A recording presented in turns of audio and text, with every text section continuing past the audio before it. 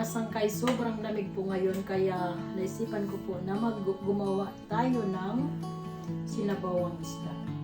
Samahan niyo po ako. Magluto po tayo ngayon ng isda mga sangkay. Itong nabili ng asawa ko, super fresh pa. Ano, yan o. Makikita mo yung kanyang mata talagang ano pa. Ganun daw makikita yung isda na presko pagka yung mata malinaw at saka yung kanyang tawag doon yung nasa ilalim, hasang bang tawag yan, mapula. At yung aking mga ingredients ay luya, sibuyas. So meron akong sibuyas dito mga sangkay. Ang ginagawa ko sa sibuyas, dahil malaki yung sibuyas, hinahati ko siya. Tapos nilalagay ko siya sa ref. Tapos pagka yung gusto kong gamitin, kinukuha ko na lang. Maglalagay din ako ng pichay. Nasa sa inyo naman yan kung ano yung gusto nyo ilalagay sa ano yun. Gusto ko kasi yung magluto ng may sabaw dahil malamig ngayon mga sangkay, grabe. Ako lang kakain ito kasi masawa ko hindi siya kumakain. I-share ko na rin sa inyo mga sangkay kung paano ako maglinis ng ano. Tinanggalan ko siya ng kaliskis.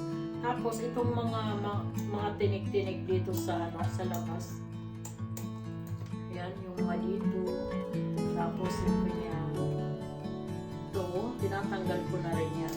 Kasi hindi naman natin yan kinakain. Ay, pwede na. Hindi naman natin yan pwedeng kainin. So, ang ginagawa ko, tinatanggalan ko na lang bago ko siya ilagay sa bago ko lutuin. Yan, yung mga mga pakpak at saka yung buntot. Siyempre, yung laman loob. Kasi bawas lansa din. Hindi na natin isama. Pati yung buntot.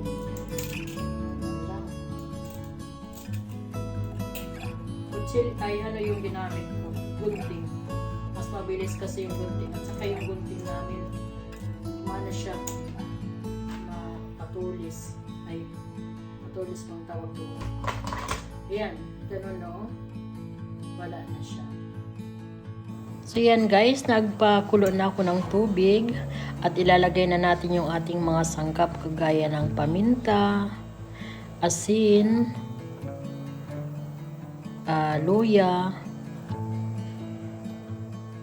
at saka yung sibuyas. So kalahating sibuyas lang inilagay ko kasi malaki.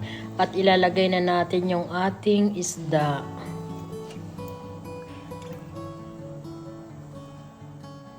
So pakuluan lang po natin ito hanggang sa lumambot ng medium or overlow heat lang.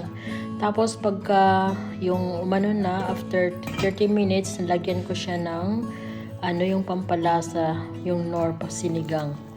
Tapos inilagay ko na rin yung gulay. Nasa sa inyo yan kung anong gulay, kung anong gusto nyo ilagay. Sa akin kasi yan lang available sa amin, yung Chinese cabbage. Tapos nilagyan ko din siya ng sili.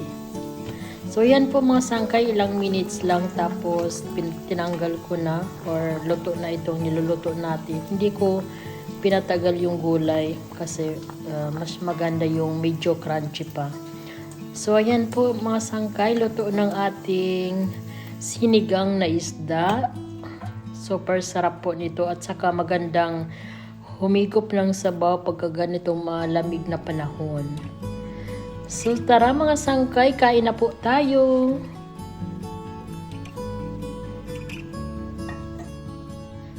So ayan guys, kain na po tayo. Tapos na yung ating sinabawan na isda. Thank you for watching. Bye-bye. Ayan yung pagkain ng asawa ko, yung kohlrabi at saka patatas, itlog. Tapos meron din siyang salad na may feta cheese. Ako naman yung isda na sinabawan. At syempre yung rice. Kain po tayo.